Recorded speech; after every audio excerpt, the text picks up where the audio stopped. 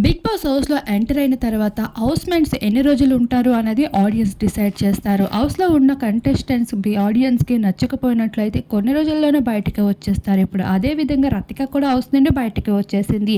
అందరూ తేజ ఎళ్ళిపోతారని బాగా ఎక్స్‌పెక్ట్ చేశారు. కానీ రతిక ఎలిమినేషన్ తనకే కాదు, తనతో కలిసి ఉన్న సీరియల్ బ్యాచ్‌కి కూడా పెద్ద షాకే ఇచ్చింది. ఇకపోతే బయటికి వచ్చాక ప్రతి కంటెస్టెంట్ కూడా బజ్ ఇంటర్వ్యూలో పాల్గొనాల్సి ఉంటుంది. ఇలా రతిక బజ్ ఇంటర్వ్యూలో పాల్గొని ప్రశాంత్‌ని తను వెంట పడలేదని, తనే నా వెంట పడ్డాడని, అయినా ప్రశాంత్ వల్ల నాకు నెగటివిటీ పెరిగింది అనంటే అది 100% నేను ఒప్పుకోను అని రతిక అయితే బజ్ ఇంటర్వ్యూలో చాలా వాక్యాలు తను షేర్ చేసుకోవడం జరిగింది. అలానే తను ఎమోషనల్‌గా కూడా కాస్త మాట్లాడడం అయితే జరుగుతూ వచ్చేసింది. ఇది అన్‌ఎక్స్‌పెక్టెడ్ ఎలిమినేషన్ అంటూ నేను ఏ తప్పు చేయలేదని నేను అనుకుంటున్నాను. వాళ్ళకది తప్పై ఉండొచ్చు అంటూ రతిక కూడా అంతే ఘాటుగా సమాధానాలు చెప్తూ వచ్చేసింది బజ్ ఇంటర్వ్యూలో. మరి రతిక మాటలపై మీ అభిప్రాయం ఏంటి అనేది తప్పకుండా కామెంట్ సెక్షన్‌లో కామెంట్ చేయండి.